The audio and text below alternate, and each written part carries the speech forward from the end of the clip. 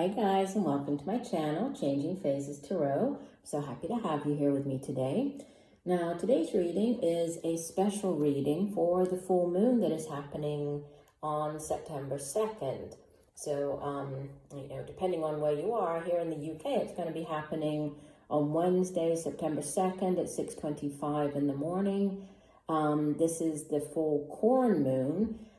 Sometimes it's the corn or the harvest moon, but this year the autumn equinox is happening on September 22nd, so the month of October will actually have two full moons. So the first one will be on October 1st, and that will be the harvest moon, and then the second moon, which will be the blue moon, will happen on October 31st, and that will be the hunter's moon. So two full moons in the month of October. So for this one in September, when we think about usually, the corn moon, it has to do with, cycles and a cycle coming to an end, because obviously when you plant the seed, you plant whatever your crop is, and then you water it, you take care of it. And then, when it comes time, you can gather whatever the crop is. So it's, the end of that particular cycle. So culminations. So, it could be a time that, something is happening in your life, maybe a goal that you set around the time of the full moon. Of the new moon. And now with this full moon, you're seeing something come to pass. So a culmination. So let's go ahead and lay the cards, and I'll explain the different positionings of the cards. I have already shuffled off camera, just to try to save a little bit of time for us here, because I don't want the reading to run too long. And I've noticed when I do all the shuffling on camera as well, the readings tend to, be over 30 minutes. And I think that's a little too long for everybody to, to sit and listen. I think that trying to keep it shorter is probably the best way to go. All right, so with this full moon reading, we have the first position, and I'll flip the cards over in a second. This will be the releasing, so what we're releasing at this time. We have what we're retaining at this time, and what we're receiving at this time. On the other side, we have what is going on in our surroundings, what we will be giving to others at this time, and what will be beginning at this time. Hopefully you can see that. Yeah, there we go. And at the center we have the learning, so your lesson for this full moon. And then I usually pull, the bottom card for our overall energy for the full moon. All right, so we have, starting off with releasing, what we're releasing at this time. Oh, and the deck that I'm using is the Celestial Tarot, and I'll show you. I usually use this deck for the full moon readings. I think it's a very beautiful deck, and it also has a lot of sort of planetary links and information in the guidebook. So in addition to the traditional meaning of the cards, I will also give you, if there are any additional messages in this particular, for this particular deck, I'll let you know those as well. Okay, so in the releasing position, we have Major Arcana. This is number 9 of the Major Arcana, the Hermit, right? We can see it's associated with Virgo. So, starting off with Major Arcana energy, which is, it's significant energy. As usually when we have the Major Arcana showing up, it shows that this could be a very powerful full moon for us. And the Hermit, is a very spiritual card. The Hermit typically goes off into the mountains, or goes off to be alone, to really reflect, to get an answer, to seek out that spiritual knowledge. So, for some of you, what you might be releasing is this period of withdrawn, right? Of being withdrawn. And it's interesting here because you can see that, let me show you her again. You can see how in this particular deck, it's quite a different depiction of the Hermit, right? Usually the Hermit is carrying like a little lantern or a light, signifying, that deep spiritual knowledge that the Hermit is in search of. Here, she's holding this wheat. It looks like she's holding this, sort of representing a harvest, which is interesting that, we are at this full moon that has to do with harvesting and, the end of a cycle. So associated with Virgo, the harvest maiden, so we have these ideas of fertility here. We also have ideas of, this cyclical knowledge or wisdom. So there could be, a cycle coming to an end here.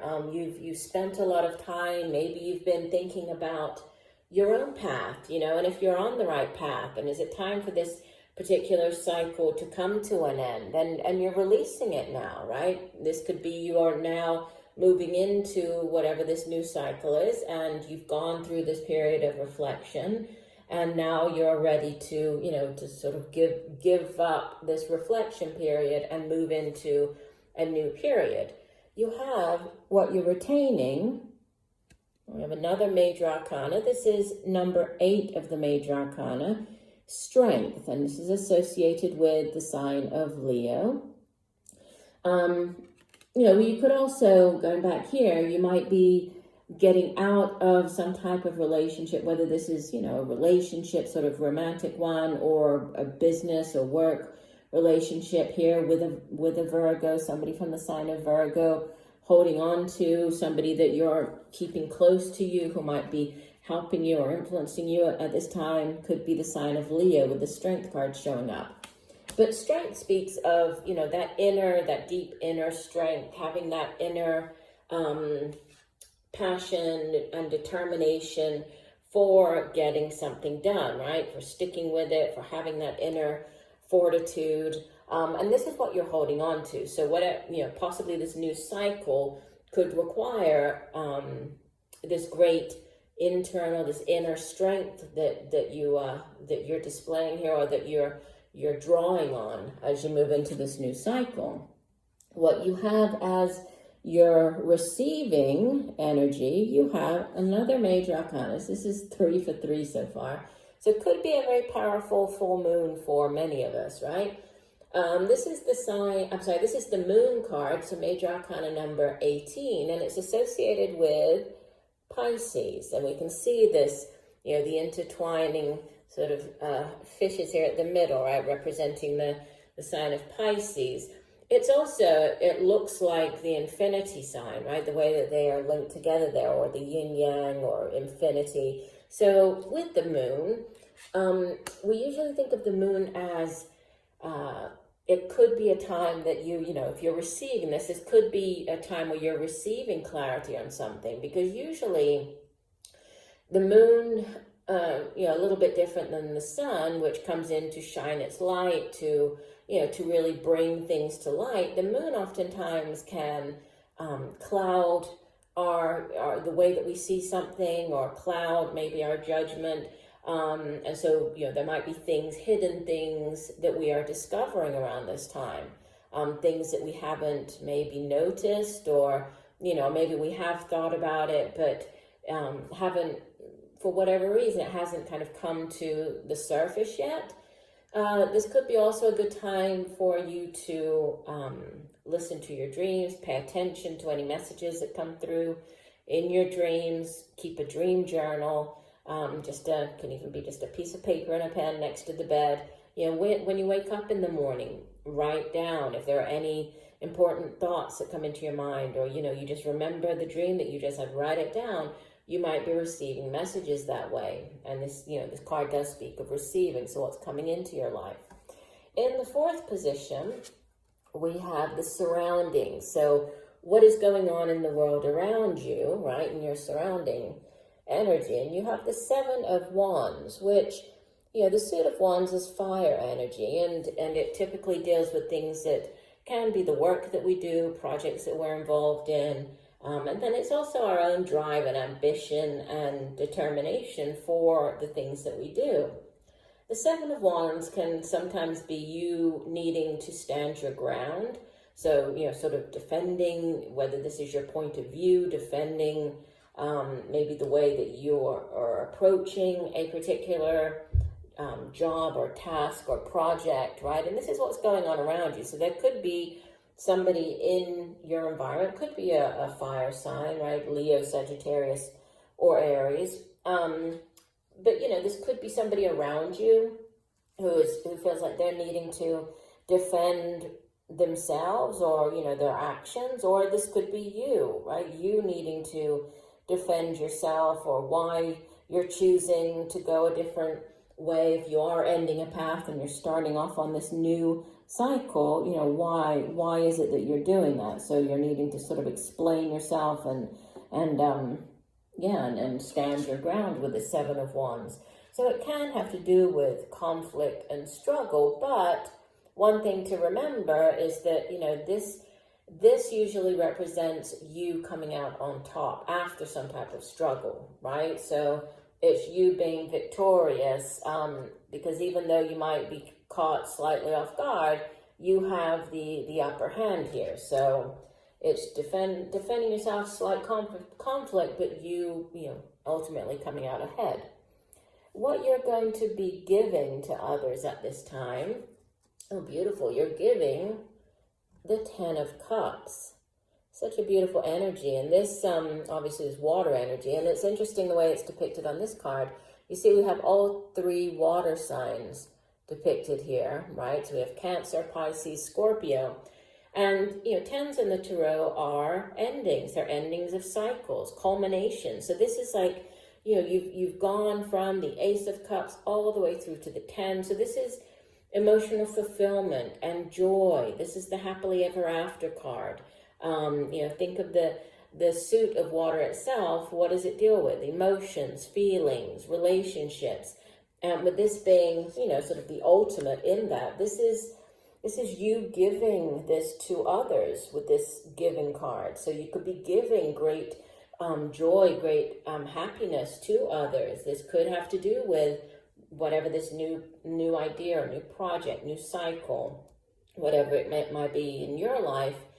It's you giving this great happiness, great joy to other people. And in this particular deck, like I was saying, you know, there are certain cards, or, you know, different messages for different cards. And in this particular deck, it has to do with like being very open, right? It has to do with this giving, which is interesting because it's asking you to, you know, to give here. It's giving honesty. It can be. There's also a feeling of connection, this very deep connection with those around you.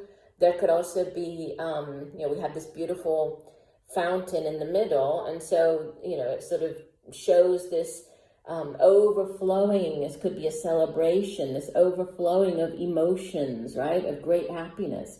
So there could be some type of great celebration coming in, possibly to do with family or children. Like I said, it is the sort of happily ever after card. So this is very beautiful. Oh, look, and then you have in your beginning, right, which makes great sense. With this is right, you have the Ten of Cups, and it's being followed here by what's beginning, the Ace of Cups. So this is a brand new cycle. And that's what I was saying, you know, in the beginning. It's this brand new cycle starting for you. Aces in the tarot, you know, they do speak of, it's the hand of the universe extending this beautiful blessing, this new opportunity, this new cycle, new relationship, new job that's going to bring you great happiness, new project, you know, however it plays out in your life, there are definitely new beginnings here. And this is what you're starting. You have a new beginning starting. Could be a brand new relationship. This could be, and it's a very, you know, a very loving relationship here with this Ace of Cups. Could be news of a pregnancy. There could be, you know, like a child coming in. And I said that with the, you know, the child on this Ten of Cups. There could be news of a pregnancy as well, but it's beginning right now. So what are you learning? You have the Prince of Pentacles. This would be the Knight of Pentacles in the traditional tarot deck. So Prince of Pentacles, and it's mutable earth energy, right? Which means it's that changing, right? It's not, yes, it's an earth sign, which we usually think of as being, you know, more sort of traditional and maybe, you know, fixed more in the way that they approach things. But this one since it's mutable energy, it's more malleable, right? And the Suit of Pentacles has to do with the work that we do, the money that we earn. It could be our homes, our possessions. And princes or knights in the tarot, they go off on quests. They bring back gifts, offerings, right? So an offering of something. This could be a job offer. This could be, offering, again, with a relationship. This could be, and if it is the start of a relationship with this Ace of Cups, Prince of Pentacles, is one that has staying power. It's one that will definitely, it's not going to start and then stop. It has longevity to it. In the position of your lesson and what you're learning, you could be learning, possibly how to do something. I'm picking up, even though I know it's the Knight of Pentacles, but I'm getting more like the apprentice type energy of the Eight of Pentacles. So you could be learning a new trade, this new opportunity. You might have to, to take some additional classes or go back and pick up some, some skills in order to do this new job. But so you might be learning with this. It also has to do with finances and being, financially stable. And, if this is a gift coming in or if this is a new job opportunity, sort of making the most out of that. So you're learning how to manage your finances better or make the most out of whatever this new opportunity is coming in for you. And then the overall message, you have the Nine of Cups, so more Cups energy. This is the minor arcana version of the Wish card, right? Of the Star card. So wish upon a star. All your desires, your wishes come true with this Nine of Cups. It's a beautiful energy to have. So wish fulfillment is the overall message for this full moon. New cycles, which is, like I said at the beginning, very apt, considering we are celebrating this the corn. It's the full corn moon. So cycles ending, new ones beginning. And there's a lot of beautiful, we have we have 3 major arcanas, 3 cups, 1 wands, and 1 pentacle. So we don't have any air energy here, but, it's more weighted towards major arcana, so things being kind of out of your hands, the universe stepping in, lots of, synchronicities, fated events happening.